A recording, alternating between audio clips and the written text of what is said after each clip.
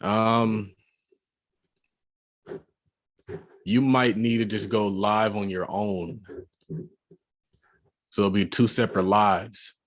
Yeah, that's what I'm saying. But you said last time you said try muting the phone, right?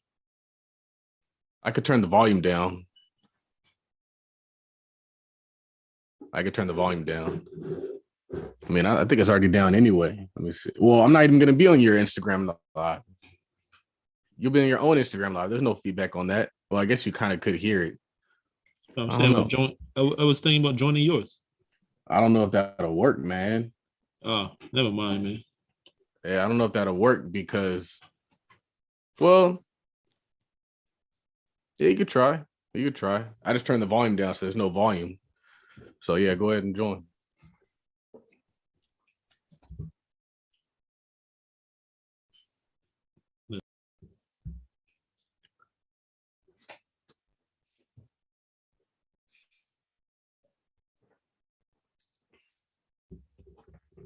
We're about to hit a Tweet Talk Live. Y'all should just stay here while we do this. It's going to pop. It's going to be official. It's going to be a good conversation.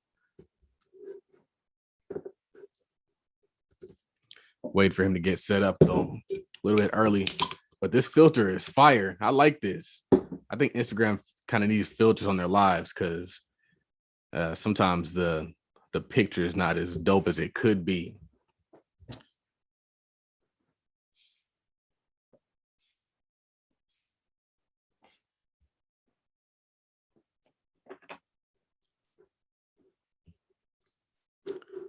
I already tweet this.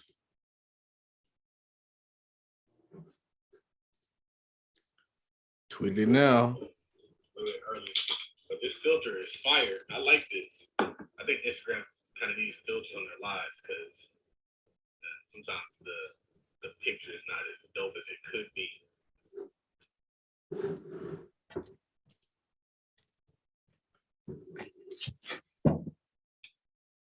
Check. Microphone check. One thing.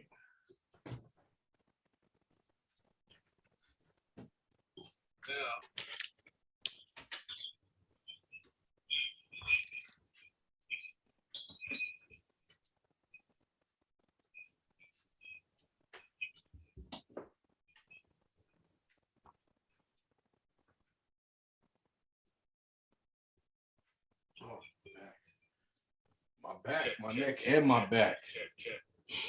You might have to turn that volume down because I'm hearing some feedback.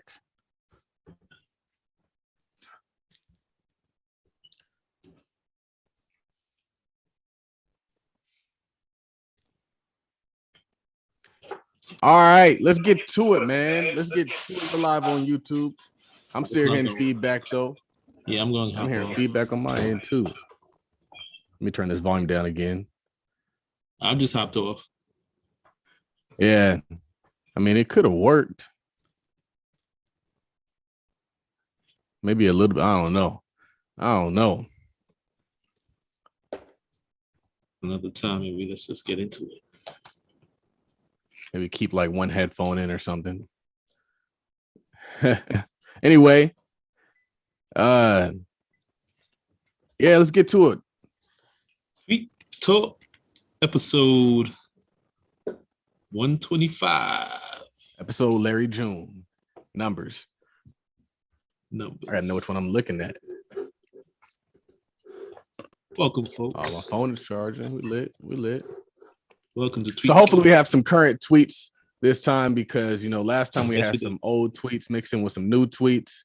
And that was all thanks to Hype Fury.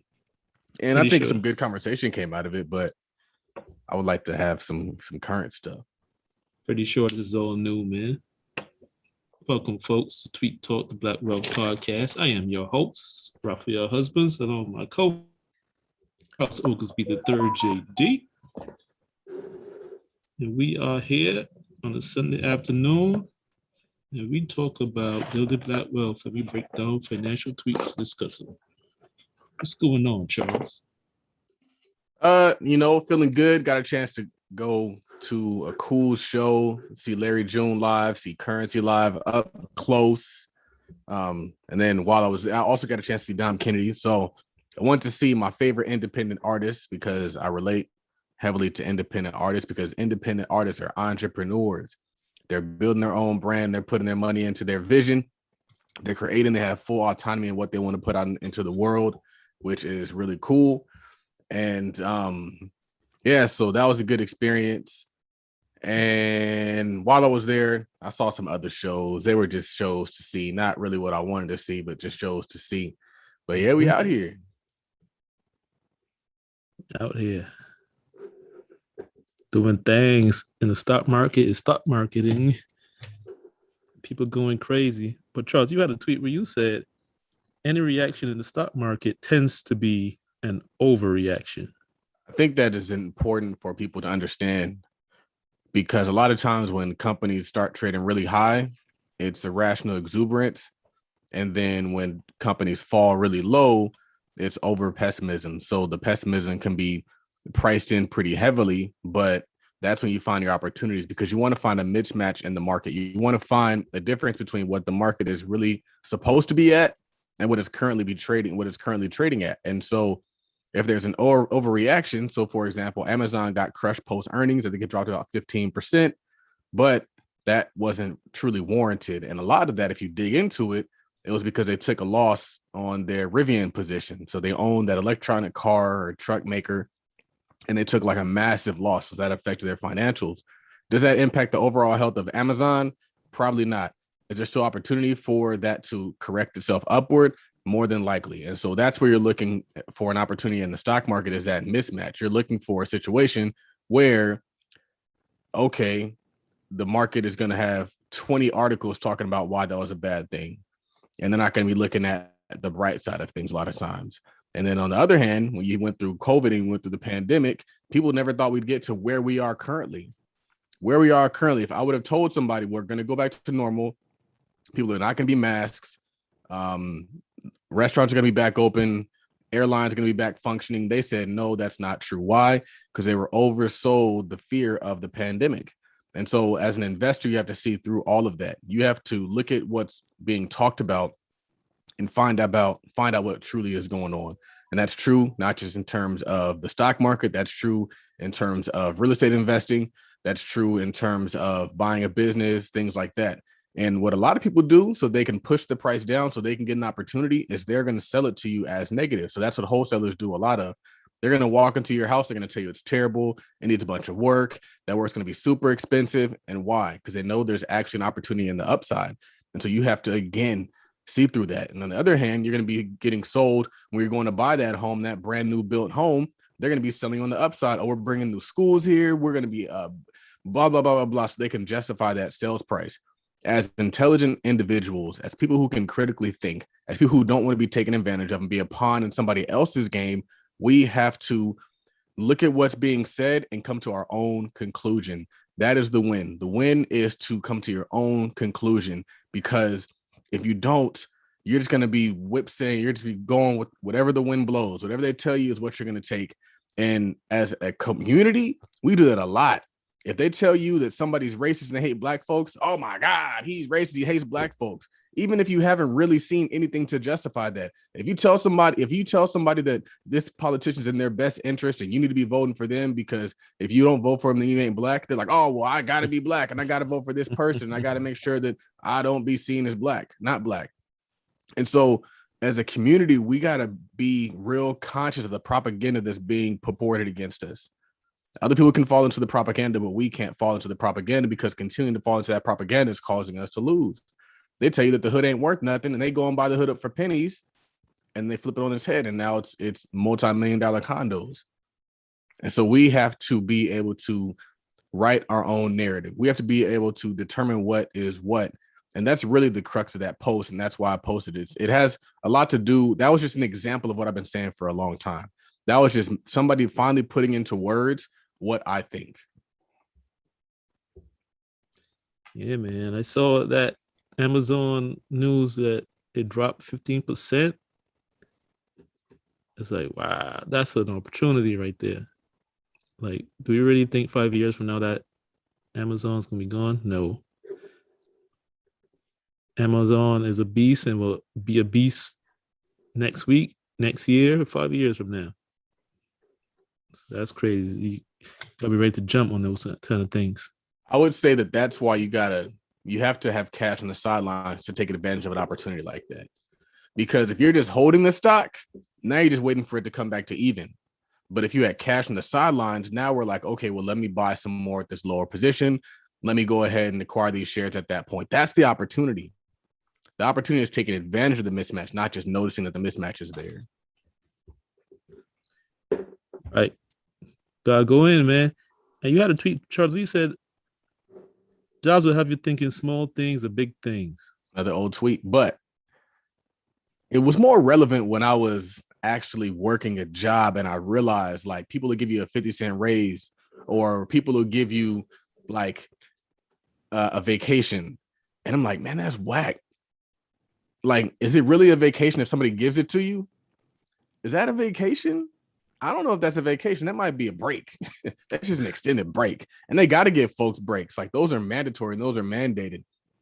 But I was watching an old podcast and I realized that I used to be hungrier. Like now I'm grinding, I'm happy. But like, I feel like I used to have a different kind of spark in me when I was talking. And those old podcasts hit a little bit different. And so that was one thing that I wanted to say. But a lot of that stuff isn't even relevant to me now. So it's really tough to have a job mindset when you haven't had a job for maybe over 2 years.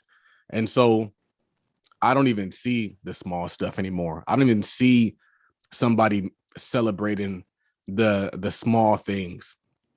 I was on Snapchat and there's this lady who worked for this doctor's office for like 20 years.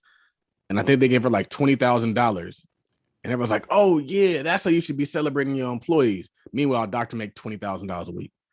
The people that she works for makes $20,000 a week. And you're over here celebrating. They gave you $20,000 after 20 years. Again, they're going to celebrate the small things and they're going to make it seem like this big thing. And you as an employee are going to think that it's big things.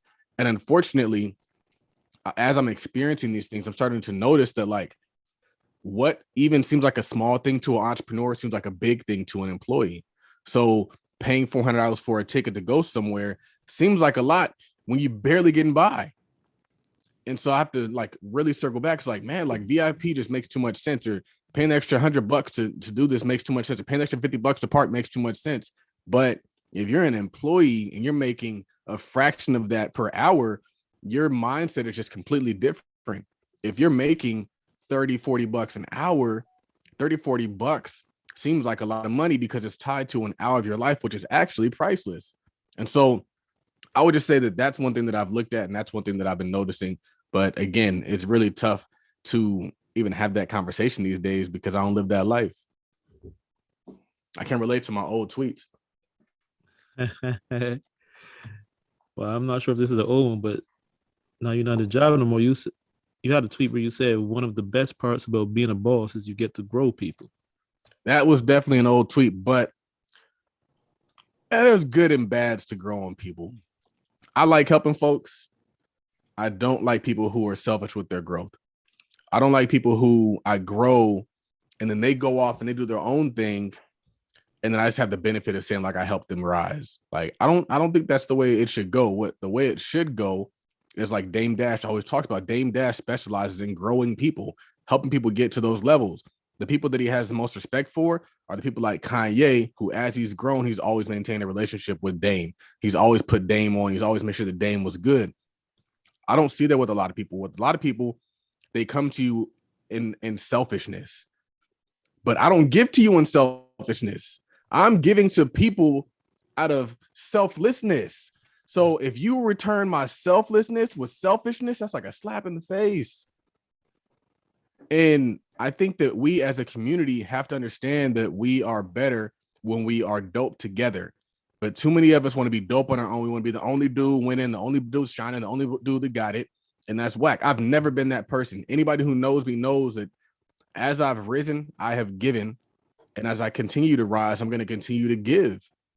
We were out in Atlanta for Andre's birthday. And I went to the Gucci store and I got him a Gucci tie. It was a very fly Gucci tie. It didn't make the internet streets because it had to be a surprise, but it was very nice. It was like a $300 tie. maybe $200 tie, like probably like $200 tie. But like, I'm not over here who's like accomplished things and it's like, this is me, this is just my success. But a lot of people who had it, they don't treat it like that.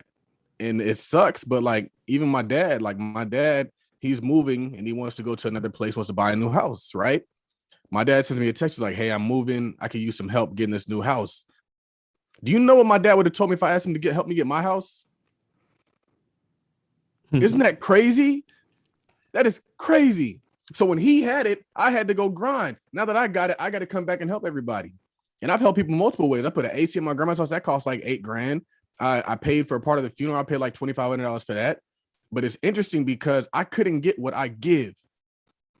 And so, yes, the thing is, like, I want to grow people and I'm continuing to grow people, but I'm more intelligent on how I grow people now. I make sure they have the expectation that I'm doing this so that we can win together, not so that you can just be the shit. Because I've just seen it, man. I was thinking about that today. I was like, man, people always talk about how my account has grown by getting help from somebody, but they don't know I helped that person. He helped me because I helped him. And so then people start getting to another level and they're like, oh, I'm an individual. I do my own thing. And we have to understand that there's bigger things out there. I was reading an article about a family, an Indian family, who started out buying hotels, and now they control the market for hotels and motels. We're the kind of people that get one motel and be like, I'm big shit, I got one motel. We ain't even thinking about controlling the industry. We're just like, I got one motel, I make 6 figures, I drive a Benz, and I got a Rolex, and that's it. When there's so many bigger things out there, and they didn't get there with one strong person, they got there with everybody contributing. So the growth doesn't stop. The opportunity doesn't stop. And just because you get a little bit doesn't mean that it's time to throw a party and celebrate. It doesn't mean that you've made it. And that's all I'm saying. Cool. I like Tweet Talk. Somebody's asking about what book. Anyway, because Tweet Talk. It wasn't a book. It was an article, and that article actually is on my Instagram page. It's like the second post back. So go check that out. Cool stuff, man. And our last episode, you were talking about that, how we need to be concentrated on net worth plays and also chain mentality. Like, instead of thinking we made it with one location, you got to think about all the locations, man, scaling up. And it's hard to do. It's hard to scale up by yourself. Nobody scales up by themselves. You got to stay down. You got to stay down. You got to stay down. This is for the long game. We're trying to get untouchable money, not just I got a little bit of money. I got a little bit of money is easy. It's easy to get a little bit of money. It's difficult to control the space. But when you control the space, you have power. When you control the space, you set the terms. When you control the space, do you think that them owning all the motels only impacts that industry? No. They literally dictate policy in that city. They dictate politicians in that city. They dictate the police in that city. They dictate all these different things because they control it. Yeah, they also... If one person has a hotel and then all the other hotels are owned by another community, you're still getting a seat at their table. You got to control something, an entire sector, entire space. Right. Because they also control like immigration policy. Like, if them and all the people control the sector, that means you have control over the tax income for that city, for that region. And when they talk about immigration laws for their people, it's like, not so fast, buddy. You're right, because they also writing that big check too. Right. When you control, you got more than enough money. You got more than enough money. You can afford to throw $100,000 at a politician. We don't even own politicians. We don't even rent politicians. We just help them. We help them get in office, and they don't owe us shit. You put money up, they become indebted to you. They become indebted to you because the person who pays the piper picks the tune. The person who just votes for the piper, they just get pandered to. They get words. You give words, you get words. You give votes, you just get words. You get good sayings. You get maybe something that looks like progress, but isn't actually progress. No, the people that put money up want an actual return on their money. They want their money back plus more. If you pay a politician 200 grand, it's not because you just want it, you're a good person. You do it because you want a return on your investment. Right. And we come in with no checks, no cash, just demands, but no way to make them come through. Or to let them know, because another part of providing the funding is letting them know that you can pull that funding back. Exactly. It's like, yeah, you're expecting me to continue to contribute to the Democratic Party. So if you want this next check, you have to do something to get this next check. Right. Because as it is right now, the only thing we can say is we won't vote for you next time, but they know that's a lie. Because they got you, and they also make up stuff to do it anyway. It's like they know they got you for the last 50 years. They're gonna have you for the next 50 years until you show that you're serious with your pocketbook. Now, let's get into this episode's segment of Black Billionaire Banter. And this episode, let's talk about Kevin Hart. Fairly recent news. Apparently, Kevin Hart sold a minority stake in his company for $100 million. Values the company at $650 million. I believe they said that's what, 15%. He still gets control the majority of the company. And that's how you do it. That's boss moves right there. It's boss moves because he gets the cash and the increase in value. Did you hear about that one? I did see it, yeah. Yeah, I was like, whoa. There's big checks. And it keeps control. That's the kind of thing we need to be doing. And I think he actually hires black people too in the spots. But anyway, so you were talking about it before, but I noticed you had a tweet when you were talking about always go at VIP. Why were you saying that? Man, where did I go? So I don't want to talk about this experience yet because I know I did this another time. When did I do this recently? I know that every conference that I've gone to, I've typically upgraded to VIP or to the highest level. Or I mean, Circle of CEOs, I messed up because I upgraded to VIP, but I didn't upgrade to like their highest level, and I realized how much I missed out on. Right, so the highest level that they had, there wasn't that much more money in the grand scheme of things, but I would have got a chance to go to lunch with the speakers every single day of the event. It was a 2-day event. They had lunch twice. I think it was a 2-day event. I would have got a chance to actually be in the room, connect, network, take pictures, do all that stuff and deepen the relationship with the speakers, but not just the speakers, the people that were there too, because the people that were at that next level up were next level thinkers. The game that I got from a dude just while standing in line was worth the price of admission. The game, I'm sitting there next to the $1 Million Barber. He's on Instagram, and I didn't even know who he was, but we're just sitting there chopping it up. And he's just telling me, like, you got to do boom, boom, boom, boom, boom, boom, boom, boom, boom. I could have made that money back just off of that conversation. So, and that's just one person that was there. Imagine all the other people who were going to be there.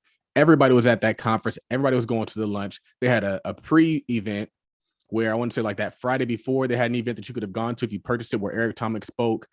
And like everybody was there. EYL was there. David Shands was there. Anybody was at that event. And so you miss out on that when you don't go VIP. My most recent experience going VIP was I went to a concert yesterday, and it's just a different kind of swag when you got VIP behind you. Like they accommodate you. When you ain't VIP, you're just asking like, oh, well, can you do this possible? Is this possible? Like, no, when you're VIP, it's expectation.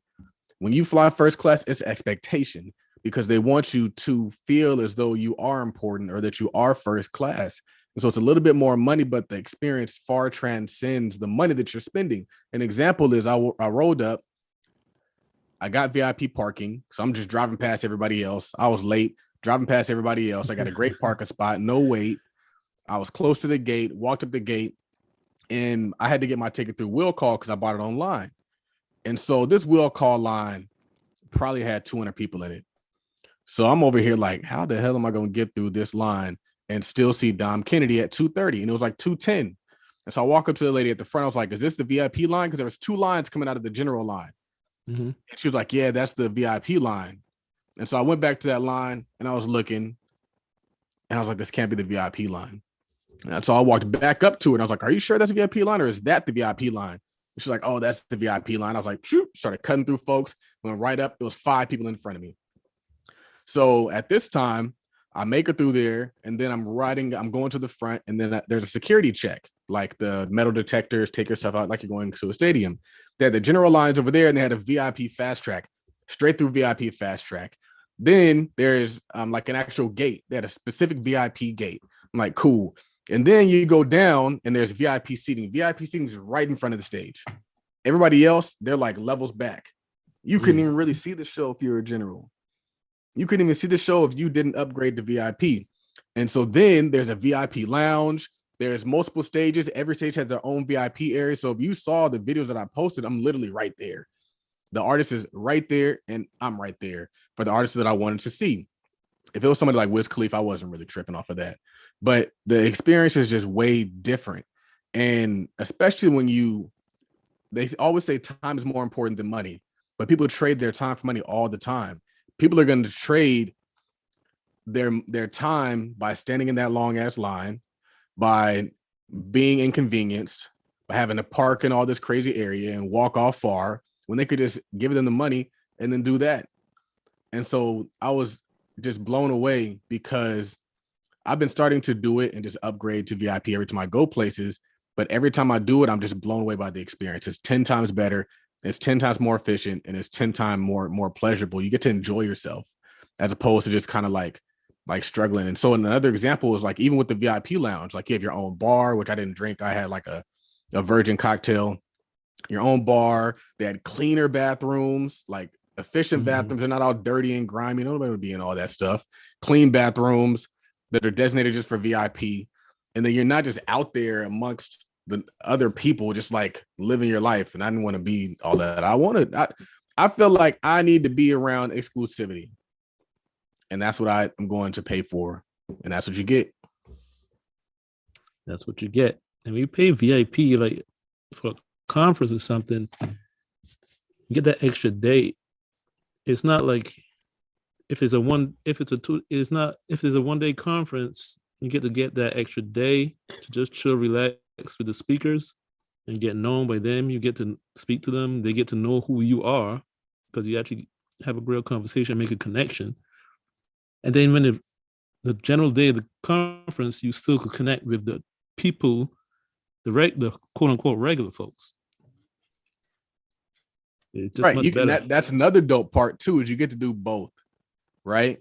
So just because you're in VIP doesn't mean you can't go out to the general admission area. And that's another thing I like about going VIP is you get full access. Nothing is cut off to you. And like, if you're in the airport, you can still go get the airport food, but you also can go and get your free drinks. You get your free food. You get better views. You get more comfortable seats. You get more exclusivity. You don't just got random people just walking past looking all crazy, when you're in the airport. So like there is a benefit of kind of having access to both, all access, full access. Right. Yes, that's what that meant. And this is what you were saying, right? I can't even. Millionaire barber, right? You said $1 million barber. Yeah, millionaire barber. Yeah, his story is dope. He was telling me his story. Oh, another thing I was going to say is while I was in line, I also was right there next to Black millionaires. I didn't get a chance to talk to him, but that was kind of cool. It's like I feel like the difference between VIP and first class is producers and consumers.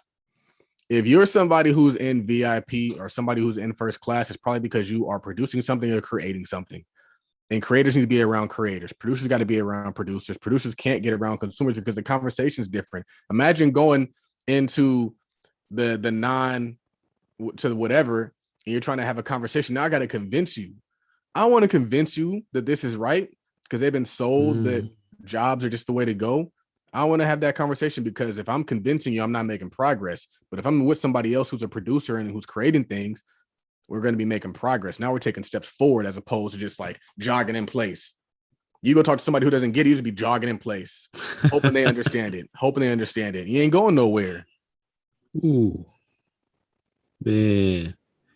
You got it too. You said golf friends over job friends. Man.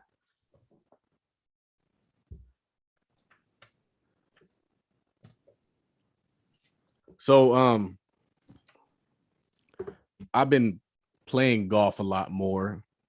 And when I go out there, when I used to play golf, I used to be real kind of hesitant about who I played because I was like, I don't want to shoot bad shots. They're gonna see me making bad shots. And then I think one day I was out there riding and somebody just rolled up on me and said, "Can I play with you?" And it was a black dude who kind of introduced me to like another group of black dudes who golf in the area. And we're in a group chat supposed to play tomorrow at 9:30. And I was like, this is dope. Like, because they hit bad shots too. So it's like, all right, we out here, you know, some shots are great, some shots aren't that good. And you start to realize like, hey, I'm actually okay at this sport. I'm actually very good at this sport. But what was cool is as I've kind of gotten used to playing with other people, now I play with even more people. So I was out last Sunday and I played with a guy and he was like, "Hey, you ever been to Philly's Best?" And I was like, "Nah, I never been to Philly's Best." He's like, "Yeah, I own that." He's like, "My wife and I own a franchise." I was like, "Oh, that's cool, man." And I didn't really kind of go in and talk to him about business too much, but like that's kind of what we were talking about is just like the restaurant and all that stuff. But it was just cool to have access to somebody who does that, right? Instead of having access to somebody who like, I'm thinking about starting a franchise, I'm thinking about buying a franchise, I'm thinking about boom, boom, boom, because then it becomes more real. When you see somebody who's human just like you, who isn't the most articulate, isn't the most swaggiest, like who is doing what you want to do, it makes it more attainable for you. And so another thing is I was playing golf with the old retired man. He exposed me to the idea of men's groups. And there's like men's groups that play. And he's like, you got to get involved so you can play more often with other people. And he was just telling me how cool his life is when he was retired. But I think what I took from that conversation is I know a lot of like black folks who are retired and they don't do nothing. They just be sitting on a couch. And he gave me a good idea of what retirement could look like. He was like, he scuba dives, he plays golf, he has a boat, he goes sailing. I don't know anybody who has a boat and goes sailing. And so I was like, man, I like the idea of a sailboat, but I don't, it's just like, how do you sail if the wind is just going one way? He's like, oh, you got to adjust the sails and boom, boom, boom. And I was like, that's cool having a conversation. Because if I told somebody I want a sailboat, they're going to look at me like I'm crazy. Mm-hmm. It would look at me like I'm crazy, Raphael. But I need to be around people who having a sailboat is just what we do. I got to be around people who just like scuba diving is what we do, because I don't want to have those limits on myself. And so just being exposed to that conversation was dope. I mean, the fact that he was out on the golf course probably indicates that he's about something.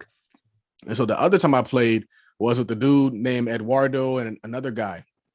But what was cool is Eduardo plays that course a lot. He's very good. And so I learned a lot from his skill and how often he plays. That's another reason why I'm kind of like even thinking about joining a golf league and playing in some tournaments. He exposed me to that concept.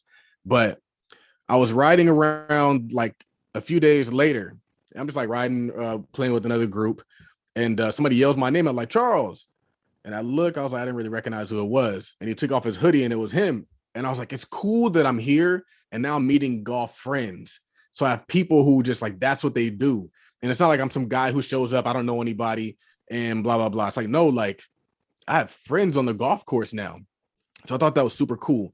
That time that I was playing with the group, we were at the 10th hole in a little turn. You know, you get the break between 9 holes. And we're just chilling. And the guy says, like, what do you do? And I told him, like, oh, I invest in real estate. I invest in the stock market. He's like, I do the same thing. And I was like, oh, that's cool. He's like, yeah, I have like 10 homes out here. I have a home in Inglewood. I have a home in boom, boom, boom, boom, boom. And he's like, and I try to do one flip a year. I was like, oh, I'm working on a flip right now. And so he's like, yeah, we got to connect. And I was like, that's great, because I want to do some business locally. So I need to find people who are doing business locally that I can kind of either work with, whatever that looks like. And so I thought it was cool that I'm meeting people who are quality people. I'm meeting people who operate at a high level, not people who are aspiring to own homes in California. I know a lot of people who want to own a home in California. I know a bunch of people who want to have rental properties in California. And when you're around a bunch of people who want things, sometimes just talking about what you want isn't good enough. Sometimes people get their high off of just talking about their goals instead of actually going out and accomplishing their goals. And it takes the same amount of effort. And so for me, I was just blown away at how my network has increased. I'm more motivated to continue to do it because, I mean, again, you might think like you're playing a sport, you're playing golf, and maybe that doesn't seem like you'd be meeting really good people depending on what course you're playing at. But I've met some dope people while playing golf, and I'm looking forward to doing more of it. Yeah, man. And there's a lot in there because when you were talking about, you see a lot of black men retire and just sit down. That's the problem with that comes from the American idea of retirement and what we've all been sold. That's what we told, like, you work till you're 65, you retire, and now you can relax. That's all we think of as retirement. That's our definition, supposedly. When really it's just not working for them anymore. Right. It's like you said, and even I think Kiyosaki said too, first you retire, then you get rich. And retirement doesn't have to mean sitting down. It doesn't even make sense because it's like you're waiting to die almost. You just get a pile of money and then sit down. Then what? Doesn't really make sense. I think the scary part about it also is like, it kind of makes me wonder, not even makes me wonder, because I've said this for a long time, but it's like we do it to ourselves. We hold ourselves back. We make ourselves broke and poor. Because the best time, especially if you're like my dad who retired early, my dad retired at like, he's 59 now. I think he retired at like 50. You retire at 50. Why aren't you starting something? Why aren't you building something on top of your passion? Why not? You have the capital, you have the time. Why not? It's just because you've chosen to not do it. It's a conscious decision. If you have the ability to do something, you don't do it, you made a choice not to do it.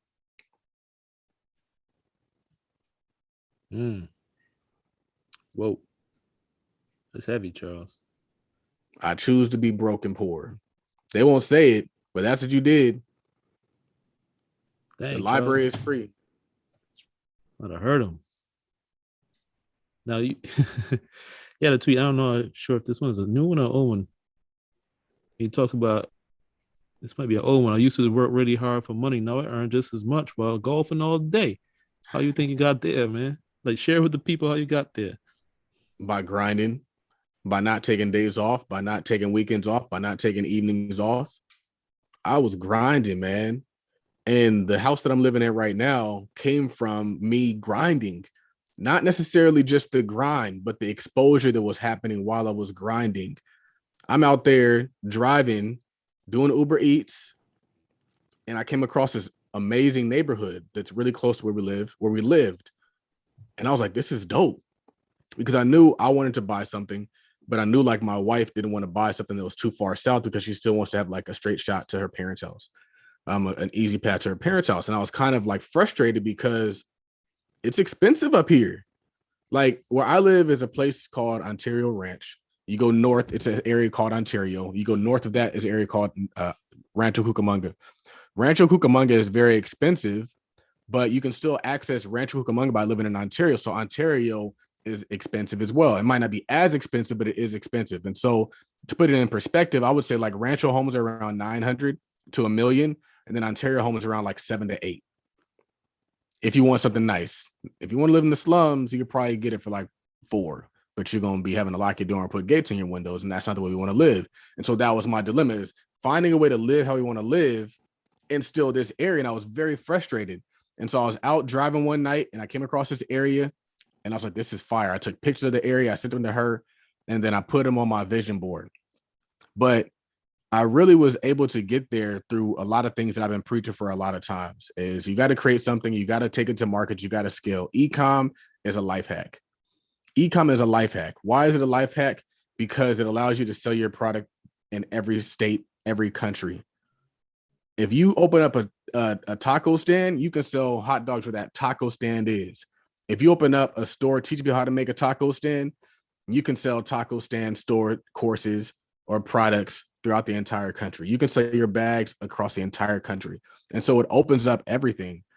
E-com is, I think, what took me to the next level. But leveraging social media is another thing that I did that took me to the next level, because now you can be in everybody's household as well. So your presence, your brand can be known. Let's say you got to be known by 10,000 people in order to make real money, right?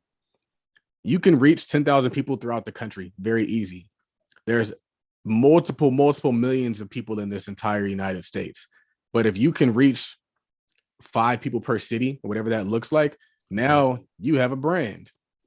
Or you can go to your local area and be out there competing with local people. Like, I don't want to compete with local people. I'll compete and just get my little piece here and there and group it all together. And now you have success.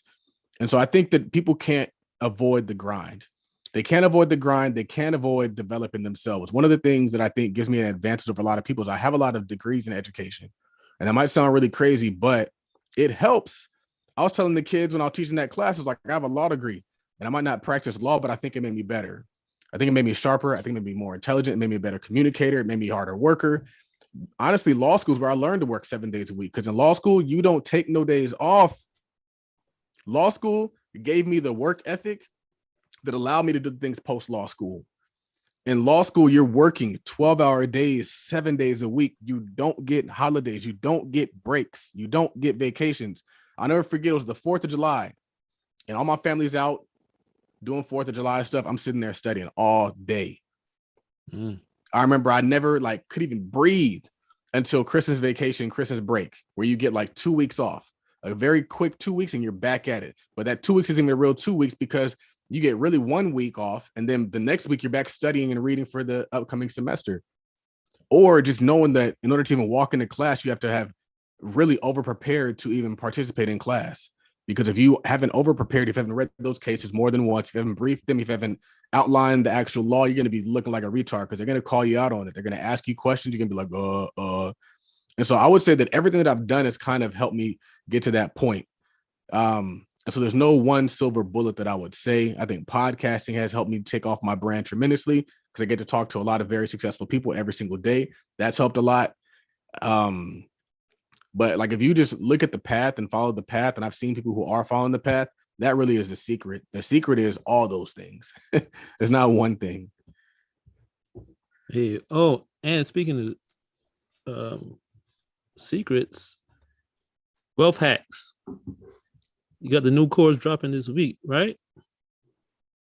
Wealth hacks coming out this Friday, and I'm putting all the game in there. We're breaking it down. We have a workbook. We have several modules. It's going to be the best course in the market right now. It's going to be the best course in the market right now. I guarantee it in my Denzel Washington voice. So check that out. We're going to be talking about utilizing leverage, becoming your own bank. We're going to be talking about different forms of arbitrage. We're going to be talking about all kinds of really cool things that are going to help you think better, think different. And I think that it's going to be a very successful product. Nice. We will drop the link below to link to that. Anyway, so next tweet. Have you ever heard of there's a Black-owned golf apparel company called Eastside Golf? You ever heard of them? I have. I've been wanting to buy their stuff, but it's expensive. But I like it though. Their shoes sold out really quick. They made some Jordan 4s. They had a collab with Jordan, and they made some Jordan 4 golf sneakers, which I would really like to own. But the resale on those is like $1,000. I'm not paying $1,000 for no sneakers that don't say Louis Vuitton on them. I pay designer price. I pay designer sneaker price for designer sneakers. So if I'm gonna pay $500 for some shoes, you're gonna know I paid $500 for some $500 shoes. But I'm not gonna pay $500 shoes, and this dude got them for $200. Because it's still $200 shoes. You don't know when he bought those. That's not a flex. Yeah, I saw them. I thought it was a little pricey, but I figure it's golf apparel, so maybe it's within range. No. It's a little no. No, but I have seen some cool stuff that I've wanted to check out. They have a cool logo, kind of like crew neck. They have some cool polos. They have some cool hats. Maybe if they sell a golf towel, I'll get the golf towel. I see them have the guy on the shirt with the gold chain on and stuff, taking the swing. I'm like, they got some cool stuff, man. They definitely got some cool stuff. One cool thing though about being a part of a Black golf group is we can appreciate things like that. So that's another thing that it's like, if I go get this stuff and like nobody even knows what I have on, it's kind of like lame. But like when I first went out and I played with the Black dude, he had on some Jordan like golf shoes. And I was like, that's cool. Like people actually buy these. And so I was like, all right. And so then I ordered mine. And he ordered another pair of his. He got like the Jordan 4 golf shoes. And so then when we showed up the next time to play, he's like, oh, I see you got the taxis. I was like, yeah, man. And so that was kind of cool. Yeah. Now you touched on this earlier when you were saying you can't just talk about your ideas.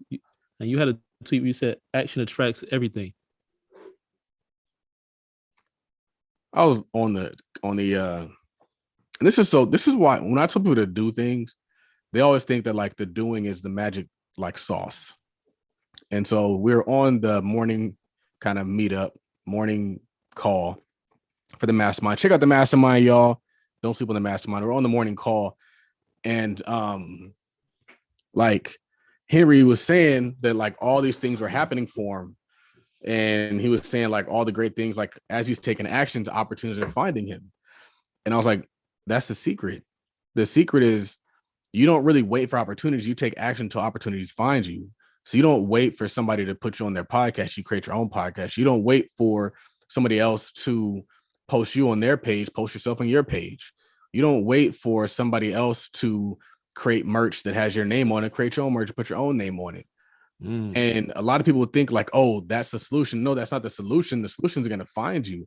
And so, like I said, when I was reading that book about that article about the Indians who ended up getting into hotels, they didn't set out to be in hotels.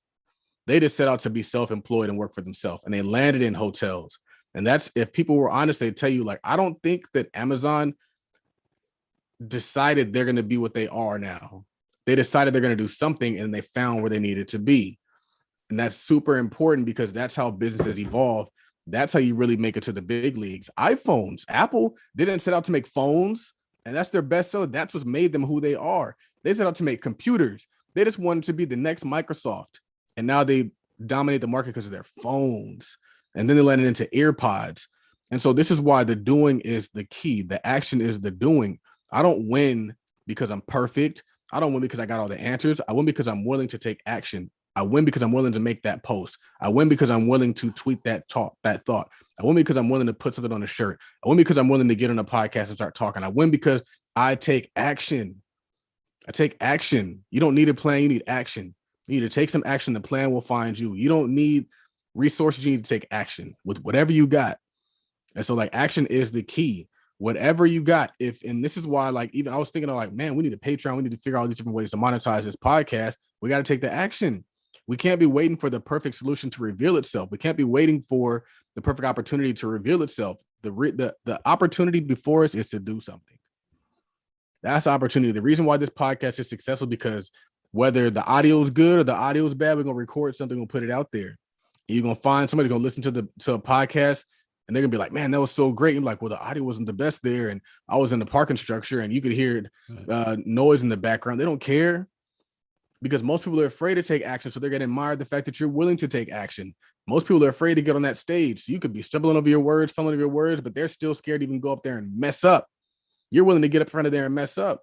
And that's even with the speaker tour. Like they can say what they want, but I got it there and I did it. And I'm more confident as a speaker now for that.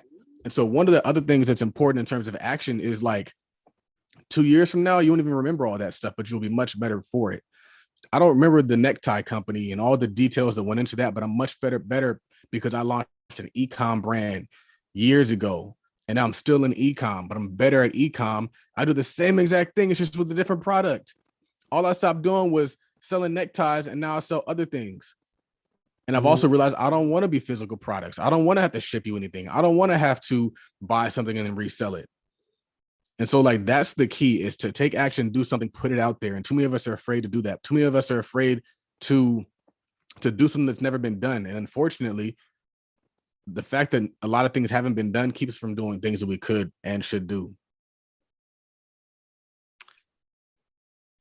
Right. Because it's funny, when we've been to the conferences and stuff, it's like I talk to these people these people are doing big things and millionaires and making a bunch of money. They got multiple businesses.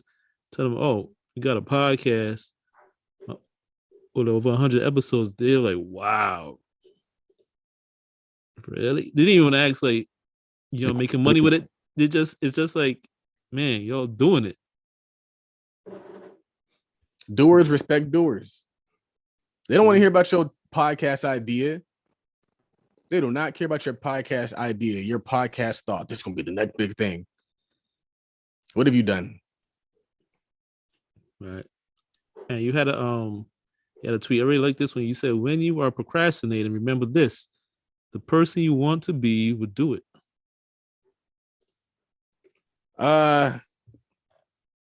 Really, there's not too much deep thought in that. That was a Hype Fury tweet. So I can't even really comment on that one too deep because I didn't really put too much thought into that. I like that one though. I'm keeping that one. The person you want to be would do it. You gotta hold on to that, man. Maybe you wouldn't do it, but the person you want to be would do it. You gotta remember that. Take that action. Yep. Take that action. Now,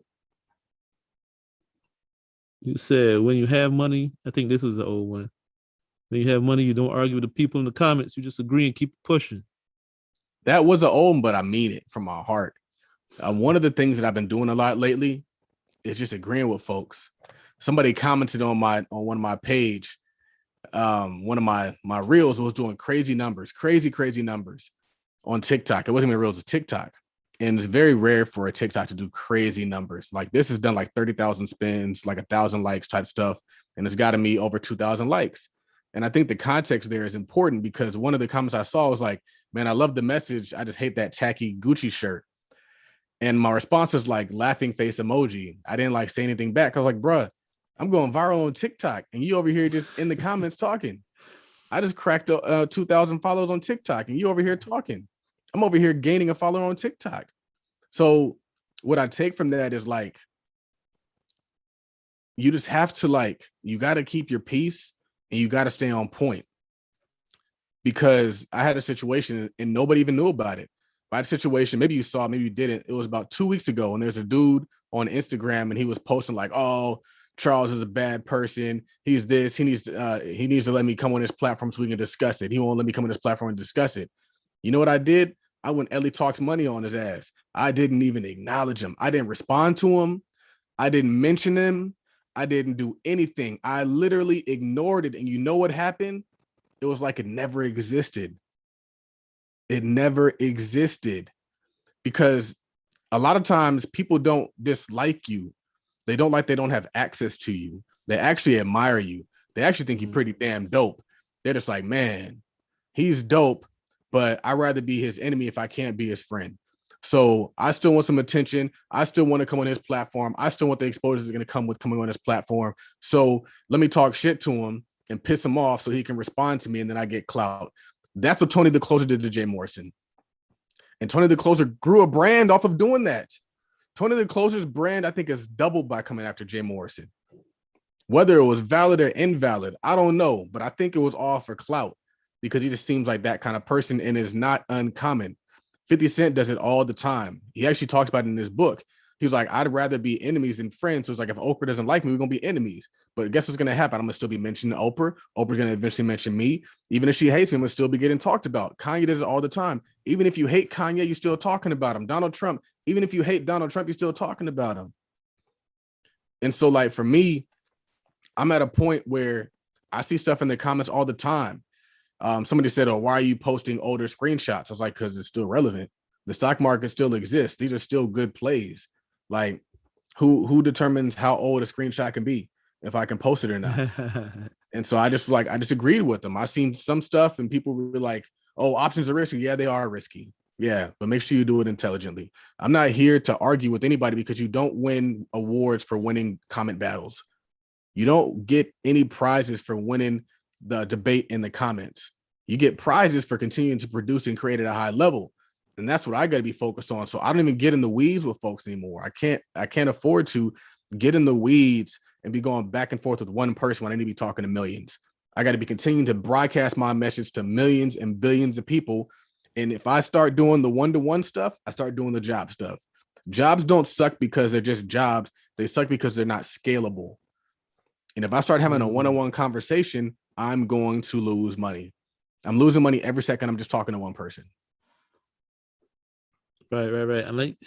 I posted a YouTube short on the Todd Cap channel and about owning versus renting and what the mortgage, how you grow, whatever. And some guy left a comment saying like, said, "Oh, cool, but you made a video and put it on the internet like a big boy."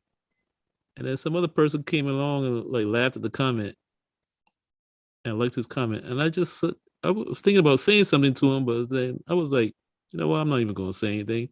I'm not going to delete it. I mean, that just counts as engagement. YouTube sees that as engagement. YouTube doesn't know whether it was positive or negative. It doesn't care. All it knows is we got 2 comments on the video. Yep. And that's why I respond a lot of times like pleasantly, because I do need that engagement. So I'm like, all right, let me respond. But one of the things that we have to understand also is that people in your comments talking crazy are general admission, and we VIP. So we got to operate at VIP level, man. We can't be over here hobsnobbing with the general admission. This is exclusive over here. This is exclusive. That's funny. Yeah, man. Keep that engagement. Don't delete the nasty comments, folks. Just thumbs up and say, yeah, you got it. Say, thanks for the engagement. Keep it moving. That's why Grant Cardone always says, if you like what I say, leave a comment. If you don't like me or you don't like what I say, leave a comment too. Yep. Yeah. Honestly, I kind of like seeing something there, knowing people are live and they watching. Right. Exclusive. Man. I lost my thought there real quick. Yeah, man. Ignore them. And somebody had a tweet where they said, you need to have irrational optimism for yourself. Some guy, Jake Youngblood. I thought that was cool. You can't let people shake you with their nasty words. Because they're really just fans in disguise. Yeah, they are just fans in disguise. They're fans in disguise. And a lot of times they're like ex-fans. So it's like somebody who was rocking with you, like the dude who was coming for me. Like one of the things he said, I didn't even know who he was from nobody. He was like, "Oh yeah, you got your podcast. You just treat people all bad when they want to work with you." I was like, "So you wanted to work with me, and it didn't work out. So that's why you're mad. Maybe your energy wasn't right. Maybe your approach wasn't right. Maybe you didn't have enough patience. Because a lot of folks, they don't got no patience. They hit you up. They be like, "Hey, let's work together." And you don't respond. They're like, "Oh, well, F you then." It's like you learn how people really feel about you when they get pissed off. That's when it really comes out. When everything is happy, we cool. Sometimes you gotta piss folks off so you can see how they really feel about you. Yeah, they expose themselves. It's funny. Somebody left a comment on one of the YouTube shorts. The one about how your dividends stocks pay you so much is like an allowance. And they asked like, how many shares did you have to buy to get that, like 5,000 every quarter? I was kind of thinking, well, you're kind of missing the point. But well, even to that, somebody did mention that. And he's like, "Oh, well, you had to put up a lot of money to get that much money back." And I was like, "Well, I could have bought a Ferrari. I could have went out there and bought a watch. I bought some stock." So, and the funny thing is, one thing that people miss when they try to make fun of the whole dividend thing is that you still own the stock. Right. And as long as you hold it, generally speaking, it's probably, if it's a solid company, it's going to go up in value. And you still hold it. It doesn't depreciate unless they go out of business. And why would you buy some piece of crap company anyway? You're not. Right. Worst case scenario, it just keeps up with inflation. And there you go. And there we go. End it right there. For episode 125 of Tweet Talk the Black Wealth Podcast. And be sure to follow us on all the socials, people. You can follow us on Twitter at Tweet Talk Pod. That's POD. Follow my man Charles on Twitter at Real Todd Billion. Follow myself, Raphael, on Twitter at Work Money Life. Follow us on Instagram at Tweet Talk Podcast. Also, the parent company at Todd.Capital. You can also follow Charles on Instagram at Todd Billion. Follow us, subscribe to the podcast, man. Subscribe and share it with 5 people. Bless somebody else with the gems. For episode 125 of Tweet Talk the Black Wealth Podcast with your hosts, Raphael and Charles, we are out.